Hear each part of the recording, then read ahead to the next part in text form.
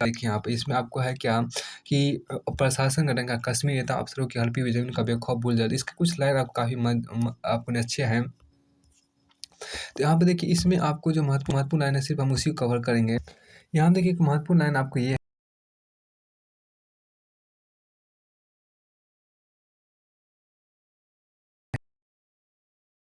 है, खुद की ही ज़मीनें बेनाप ज़मीनें हड़पी बेहिसाब अतिक्रमण किया। कोई कुछ बोलने वाला नहीं, कोई कुछ कहने वाला नहीं। 8 कनाल का देखिए एक माप है वहाँ पे 8 कनाल का 1 एकड़ होता है। 8 कनाल का 1 एकड़ होता है जम्मू कश्मीर, एक ज़मीन मापने के यहाँ पे पद्धति है। 8 कनाल का 1 एकड़ होता है वहाँ पे। कहते हैं अब तक ये हो गया, इसमें इतना महत्वपूर्ण लाइन नहीं था। अब यहाँ देखिए एक यहाँ पे अच्छा लाइन है शेख अब्दुल्ला के। देखिए यहाँ पे एक अच्छा लाइन है क्या, प्रशासन स्वतंत्र रूप से काम करे, निष्पक्षता बरते तो हर तरह के अन्याय से लड़ा जा सकता है और गरीबों मजलूमों की मदद भी की जा सकती है, वरना जम्मू कश्मीर में तो हमेशा से पक्षपात होता रहा है। महाराजा हरी सिंह के शासन से लेकर शेख अब्दुल्ला और फारूक अब्दुल्ला तक सभी की अलग अलग कहानियाँ हैं। शेख अब्दुल्ला के शासन के दौरान तो बाकायदा हिंदू अफसरों और कर्मचारियों को केवल इसलिए प्रताड़ित अपमानित किया जाता था ताकि वे बहुसंख्यक नहीं थे। कहा जाता था कि वे बहुसंख्यक नहीं थे, ताकि तमाम जिम्मेदार पदों पर एक धर्म विशेष के अफसर और कर्मचारियों को ही तैनात किया जाता था। यहाँ तक कि महाराजा हरी सिंह को कश्मीर छोड़ मुंबई जाने तक को मजबूर कर दिया गया था। अच्छा आपको इसी का है, डीवी का ही है, डीबीएच का ही है। देखिए शरीर को मजबूत और आकर्षक बनाने के उसे जख्मी कर बैठना समझदारी नहीं। शरीर को मजबूत और आकर्षक बनाने के उसे जख्मी कर बैठना समझदारी नहीं है। एक अच्छा एडिटोरियल इसमें देखिए। देखिए यह सब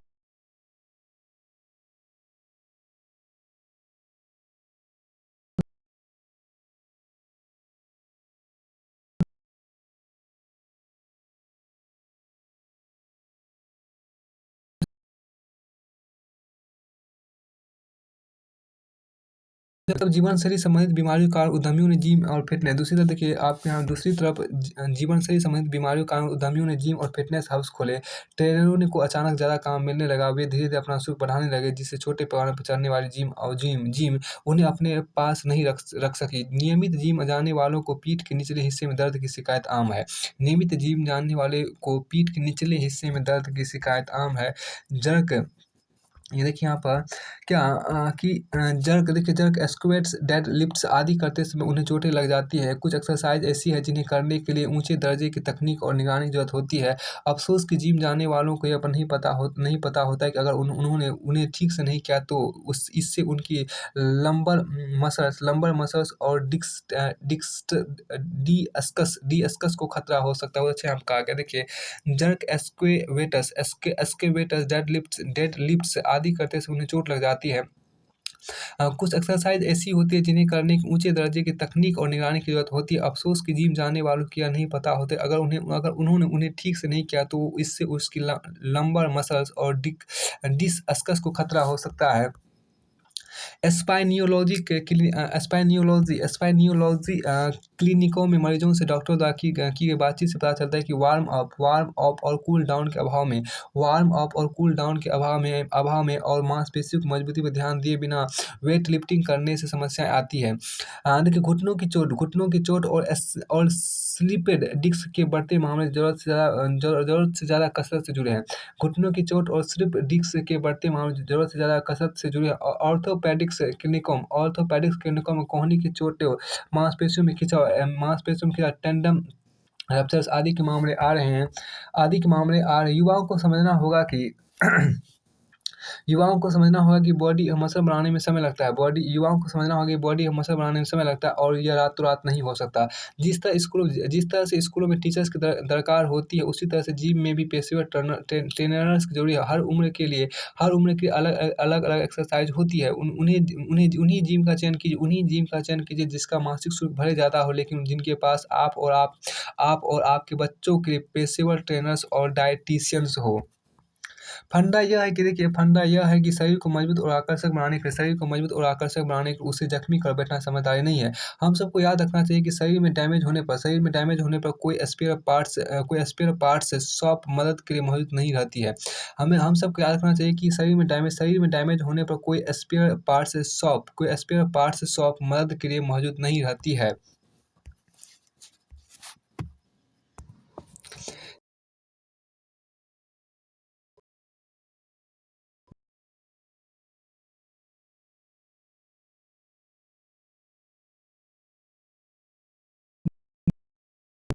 है जब गाय माँ बनती है, और यही कॉमर्शियल सोच हमारे देश में भी आ रही है। कहानी गाय हमारी माता, एक वक्त था जब हम सचमुच इसे मानते थे, मानते भी थे। हर घर में एक गाय थी, उससे परिवार का हिस्सा, दूध पहला हक बछड़े का था, उसका दूध का पहला हक बछड़े का था, उसके बाद हमारा। अब कहानी विपरीत है। जन्म से ही बछड़ों को माँ से अलग कर दिया जाता, ताकि सारा का सारा दूध हमारे कब्जे में हो। शायद आपको विश्वास नहीं हो रहा है कि क्या डेयरी इंडस्ट्री इतनी क्रूर है, तो और सुनिए, अगर गाय ने मेल बछड़ा जन्मा उसे सीधा कसाई खाना भिजवा दो। अगर फीमेल है तो उसे पालो, ताकि वह दूध दे सके। और हाँ, जब गाय बूढ़ी हो जाए, दूध ना दे पाए, तो उसे बेच दो, और आगे उसका मीट बिके या चमड़े का पर्स, हमें उसे कोई लेना देना नहीं। देखिए, यूट्यूब पे इस विषय पर एक फ़िल्म आप ज़रूर देखेंगे, माँ का दूध। यूट्यूब पे इस विषय पर एक फ़िल्म आप ज़रूर देखें, माँ का दूध। इसे बनाया है डॉक्टर हर्ष ने। उन्होंने पढ़ाई की थी मेडिकल की, लेकिन अब वो जागृति की मुहिम में लगे हुए। 2 घंटे की एक डॉ डॉ 2 घंटे की डॉक्यूमेंट्री को बनाने में उन्होंने हज़ारों किलोमीटर का सफ़र तय किया। सारा मटेरियल इकट्ठा करने में करीब 2.5 साल लगे। इसे देखना आसान नहीं। शायद मित्र, आप भी आधे घंटे बाद बंद कर दोगे।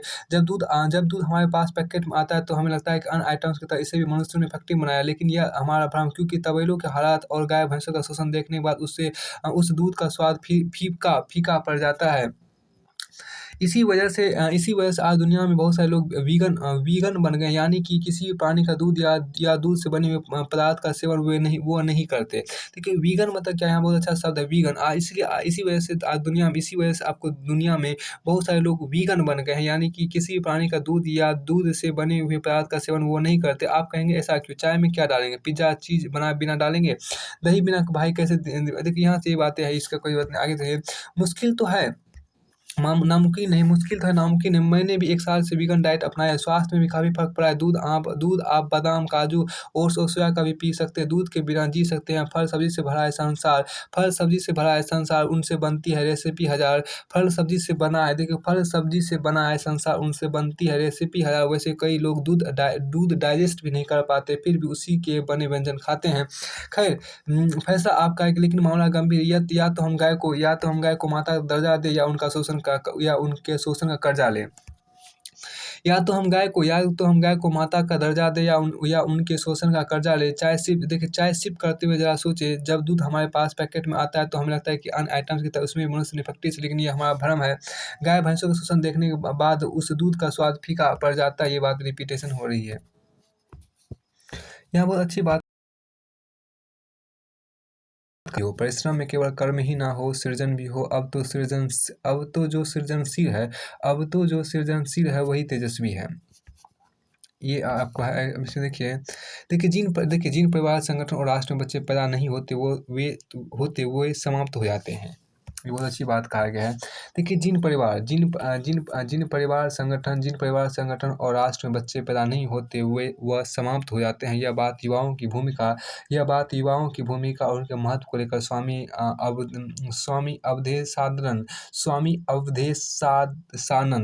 अवधेशानंद गिरिजी ने बोली थी। अवधेशानंद गिरिजी ने बोली थी। एक कार्यक्रम युवाओं के वैभव भरे प्रबंधन को लेकर वे टिप्पणी कर रहे थे। उनका कहना था, इस बार देखिए, उनका कहना था, इस बार भारत बहुत आश्वस्त है, क्योंकि उसके युवा परिश्रम से पाना चाहते हैं। उनका कहना था कि इस समय भारत बहुत आश्वस्त है, क्योंकि उसके युवा परिश्रम से पाना चाहते हैं। परिश्रम में केवल कर्म ही ना हो, सृजन भी हो। सृजन भी हो। अब तो जो सृजनशील है वही तेजस्वी है, और तेजस्वी सम्मान खोजते नहीं। और तेजस्वी सम्मान खोजते नहीं पाते हैं जग में प्रशस्ति अपना कर्तव्य दिखलाकर, जग में प्रस्तुति अपना कर्तव्य दिखलाकर, और तेजस्वी सम्मान खोजते नहीं पाते हैं जग में प्रस्तुति अपना कर्तव्य दिखलाकर। इसलिए परिवार, संगठन, राष्ट्र में बच्चों की यानी नई पीढ़ी की लगातार तैयारी के साथ भूमिका निश्चित करनी होगी। हाँ, इसीलिए परिवार, संगठन और राष्ट्र में बच्चों की यानी नई पीढ़ी की लगातार तैयारी के साथ भूमिका निश्चित करनी होगी। युवाओं को चुन चुन कर अवसर उपहार की तरह युवाओं को चुन चुन कर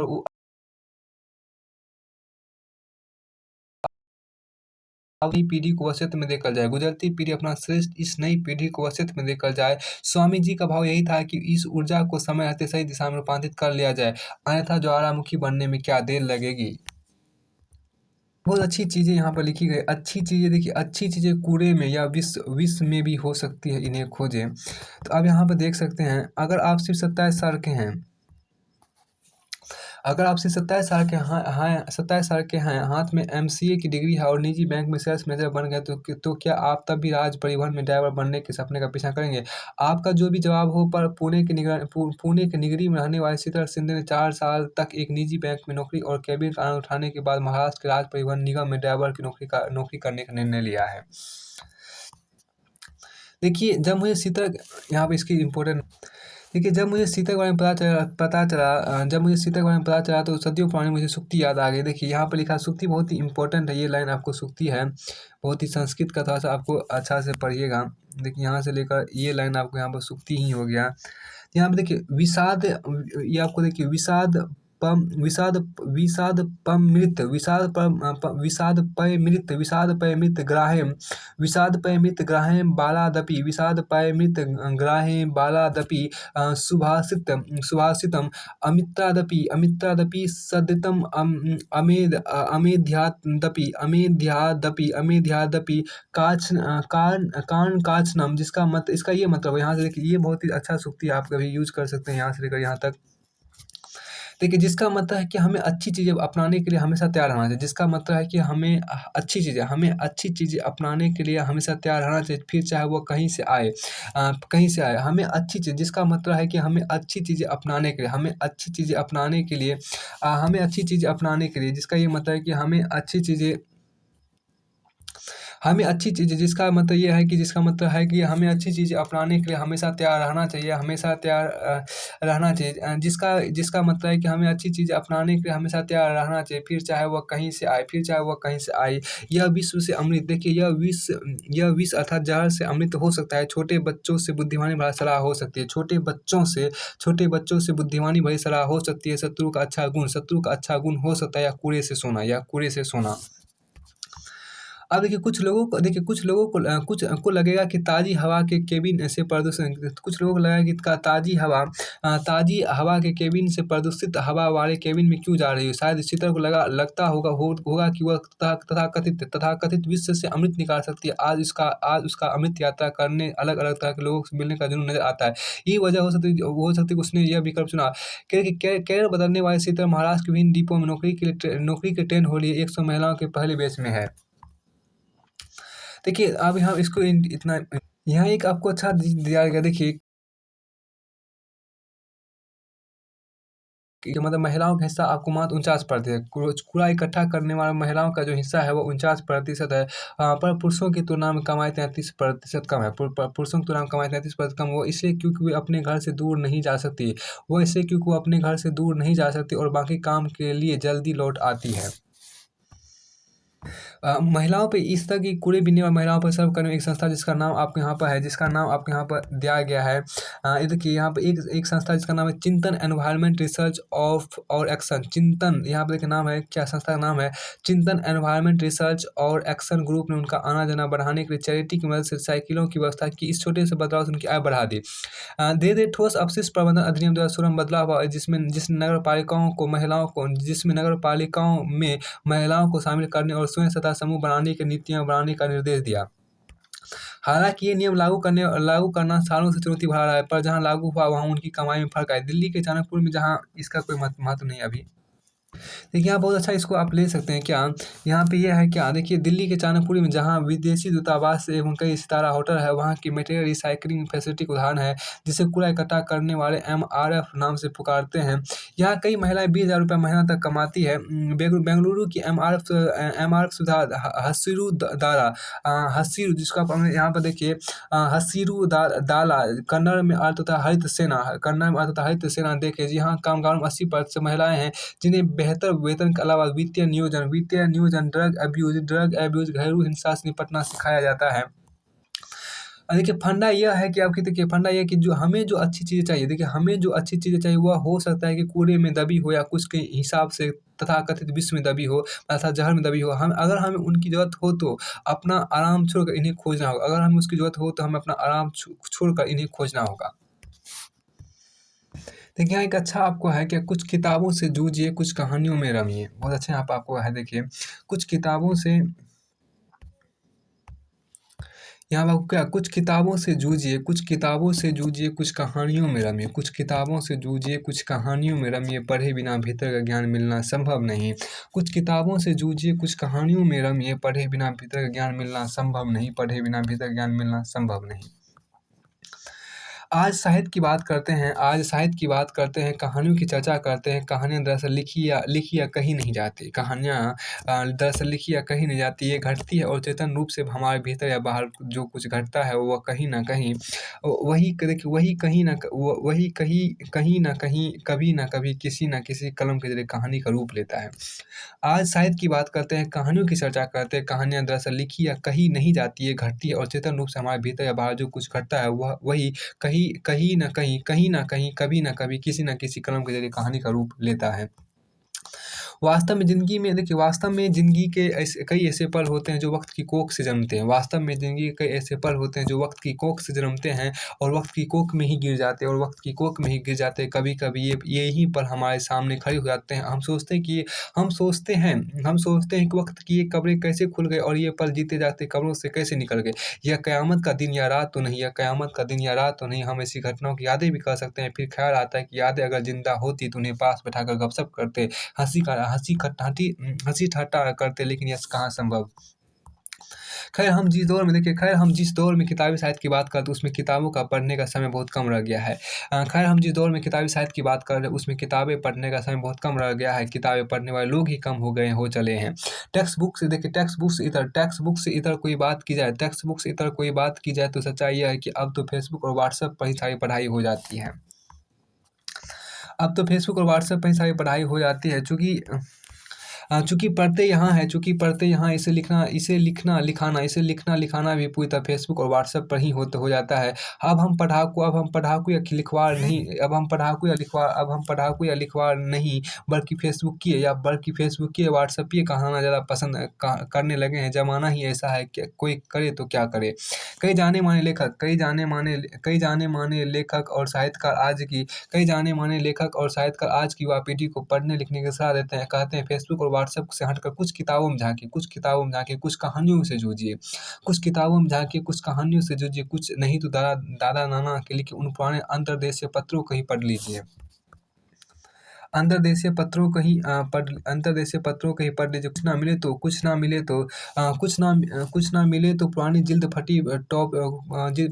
फटी कॉपियों या कैलेंडर के कोरे कोने में लिखे दूध के हिसाब ही को ही पढ़ लीजिए, मगर रोज़ कुछ पढ़िए ज़रूर। और कुछ नहीं तो अपने दादी नानियों से कुछ कहानियाँ, कुछ किस्से सुन लीजिए, लेकिन सुनिए ज़रूर। सुनना इसलिए ज़रूरी है क्योंकि इससे हमारे भीतर धैर्य का संचार होता है। देखिए सुनना इसलिए ज़रूरी है क्योंकि इससे हमारे भीतर धैर्य का संचार होता है, हमारी सोच का दायरा बढ़ता है। सुनना इसलिए ज़रूरी है क्योंकि इससे हमारे भीतर धैर्य का संचार होता है, हमारी सोच का दायरा बढ़ता है, उससे उसको नया आयाम मिलता है। देखिए सुनना इसलिए ज़रूरी है क्योंकि इससे हमारे भीतर धैर्य का संचार होता है, हमारी सोच का दायरा बढ़ता है, उसको नया आयाम मिलता है। और इस वक़्त देखिए और इस वक़्त जब दुनिया में होड़ मची है आगे बढ़ने की, पीछे छोड़ने की, तब बहुत ज़रूरी है कि हम अपनी सोच को भी आगे बढ़ाएँ। और इस वक़्त जब दुनिया में होड़ मची है आगे बढ़ने की, पीछे छोड़ने की, तब बहुत ज़रूरी है कि हम अपनी सोच को भी आगे बढ़ाएँ। हर स्तर पर, हर मौके पर, हर स्तर पर, हर मौके पर, चाहे वो युद्ध की स्थिति हो या गृहयुद्ध की स्थिति हो, पढ़ने-लिखने की स्थिति हो या पढ़ाने-लिखाने की स्थिति हो, पढ़ने-लिखने की स्थिति हो या पढ़ाने-लिखाने की स्थिति हो, हर हाल में सोच ऊँची होनी चाहिए। हर हाल में सोच ऊँची ही होनी चाहिए और यह सब पढ़ने से ही संभव हो सकता है। और हर हाल में जो सोच है वह ऊँची होनी चाहिए, यह सब पढ़ने-लिखने से ही संभव हो सकता है। यही वजह है कि तमाम बड़े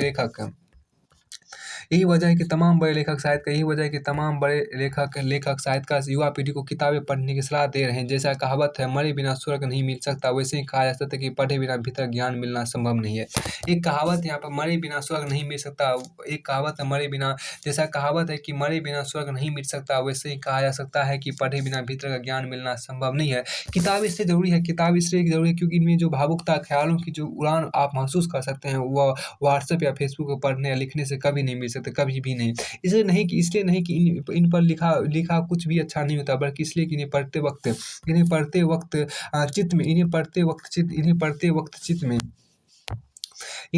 वक़्त चित्त में वो किताबों वाली गंभीरता नहीं आ पाती। इस वक़्त जब दुनिया में होड़ मची आगे बढ़ने की, पीछे छोड़ने की, तब बहुत ज़रूरी है कि हम अपनी सोच को भी आगे बढ़ाएँ। हर स्तर पर, हर मौके पर, हर हाल में हर हाल में सोच ऊँची होनी ही चाहिए, यह सब पढ़ने से ही संभव हो सकता है। ये बहुत अच्छा है, देखिए हम कितने ही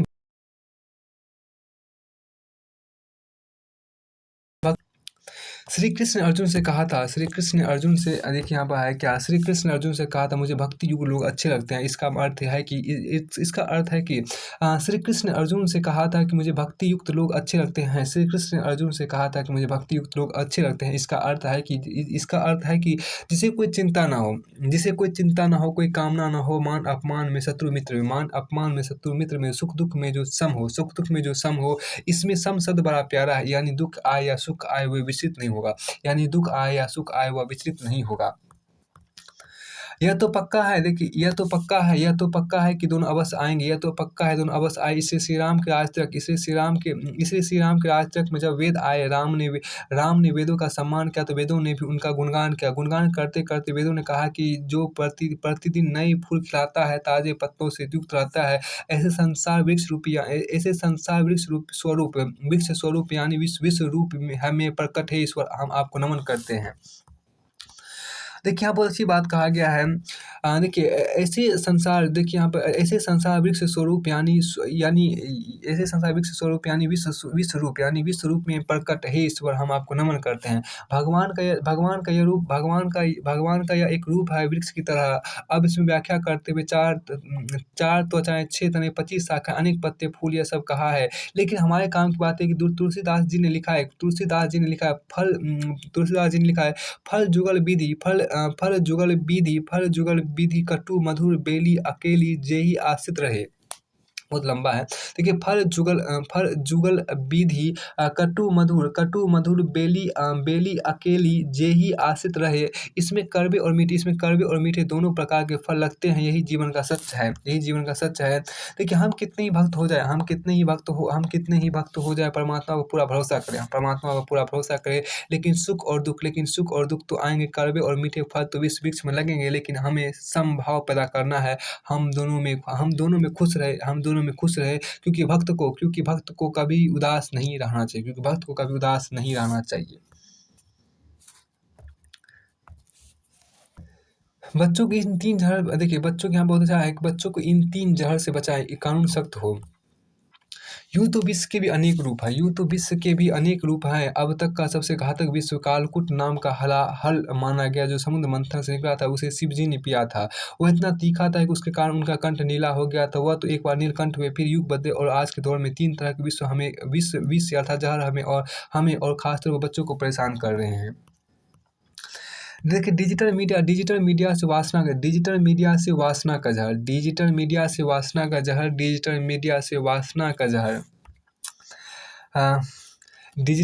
से वासना का जहर, शिक्षा अशिक्षा से कैरियर का दबाव। डिजिटल मीडिया से वासना का जहर, शिक्षा अशिक्षा से कैरियर का दबाव और प्रदूषण से स्वास्थ्य पर असर हो रहा है। और प्रदूषण से